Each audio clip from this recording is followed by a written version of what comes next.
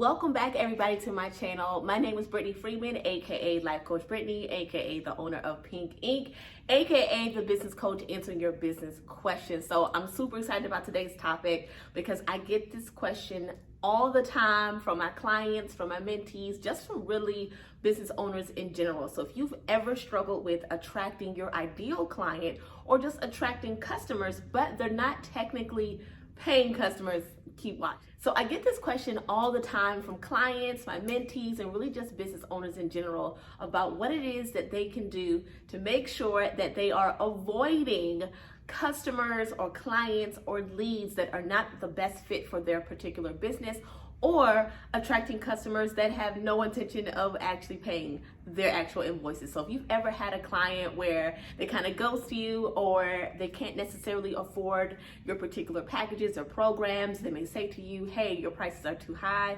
It doesn't technically mean that your prices are too high. It could mean that you've attracted a potential customer that's not a good fit for your brand.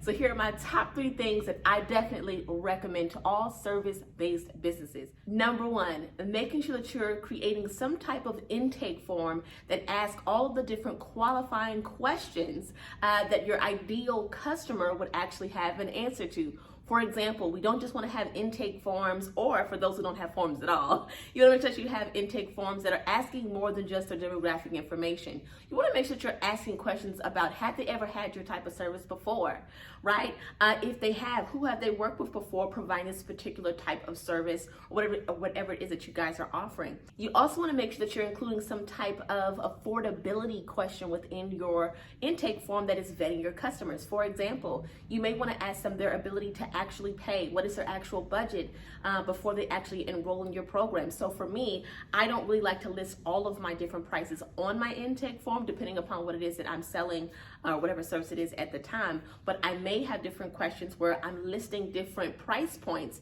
And if a client is able to, select a price point on there that matches or aligns with the different type of price points that I have, then they're a great fit. If they hit other, or this is something that's out of their price range, chances are this is going to be the type of customer that's not going to be able to afford your particular services long term.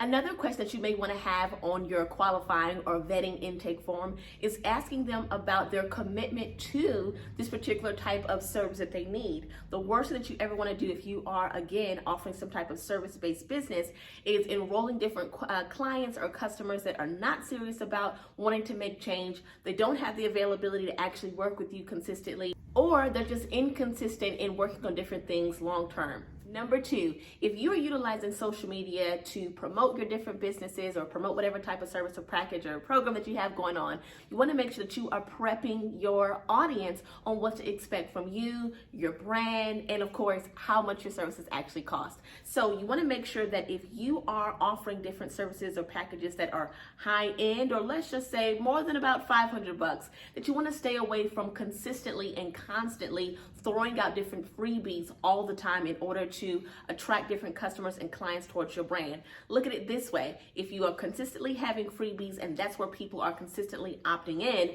versus when you actually just put an offer out there and people are avoiding that, chances are if they enroll in a program based off a freebie, that their budget may be a little bit tighter, meaning long term, they're not going to be able to afford your different services and packages and programs that you guys are offering. And number 3, you want to make sure that you are setting the standard with different policies and procedures up front that a potential lead can see before they actually enroll in working with you. For example, if you have different policies as it pertains to payment, you want to make sure that it's crystal clear up front. If you have different contracts that you want to make sure that your customers and clients are seeing before they enroll, make sure they see that well before they make a payment with you that can cause some type of friction or issue down the road. Also with this, you want to make sure that if you have the time, if this is something that you can fit within your business structure, to offer some type of 10-minute, 15-minute, or maybe even 30-minute, based upon how much time you have, consultation to speak to potential leads well before you actually enroll them into your services and programs.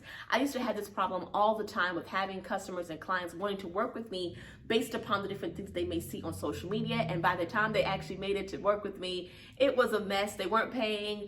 They weren't actually that committed to their actual goals they had in mind to work with us as a business coaching client. So again, these things have worked with me. They have worked for my clients and mentees. So check it out and let me know how these different tips and tricks have worked for you. And as always, make sure that you click like and subscribe. Until next time, CEOs.